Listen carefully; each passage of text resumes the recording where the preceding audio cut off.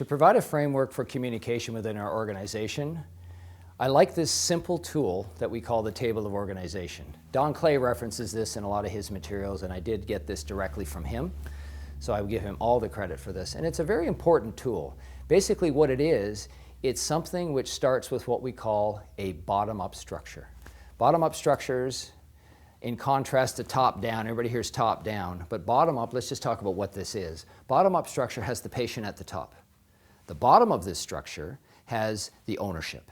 The ownership followed by management, followed by people in middle management, depending on the size of your organization, followed by the team, and right over above the team, we then have the customer. So it's a very bottom-up organizational structure. And the reason I like this bottom-up, the whole nature of this thing and the tenet that we have in this, it's a very supportive tool. It's a tool to facilitate communication. So there's an interesting thing that happens, and I reference back to charts, and I'll even go back to my grade school days when they used to post charts. And if you did so many things behavior, they put stars, or I always remember the red, the gold, and the platinum star. No, it was red, silver, gold. And it's an interesting thing that happens when you see your name posted. But most important, I want to create that visual kind of a construct in somebody's mind to know where they are in this table. It's not something which means you're in a hierarchy, so to speak. I don't even like that word. You're not below somebody else. You're actually above the people that are going to support you. The main thing that happens with this is something, it supports something which we don't want: end rounds. End rounds within an organization are absolute killers. They happen all the time.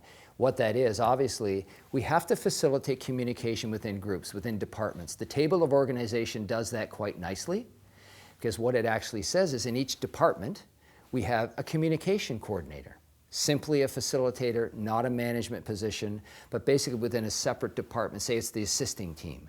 Then you'll have a lead or a communication coordinator within that team that is there to effectively take information from the team to actually channel that down.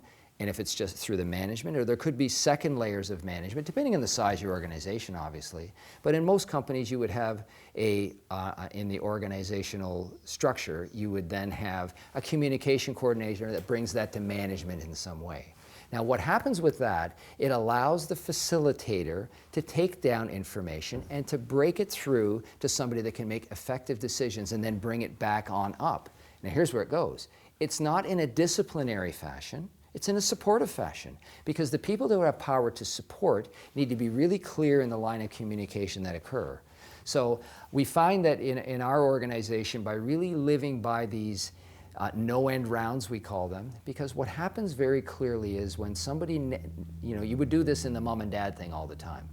You go to mom or you go to dad, or you do both. And it's like good cop, bad cop, that kind of thing. And when that kind of thing happens, it just creates a lot of animosity, an undercurrent of mistrust. And really, the worst part is you don't even know what the real story was. So there's really no place for end rounds in an organization. That doesn't mean that you won't be involved at the right time. It's just a filter for the information to come through.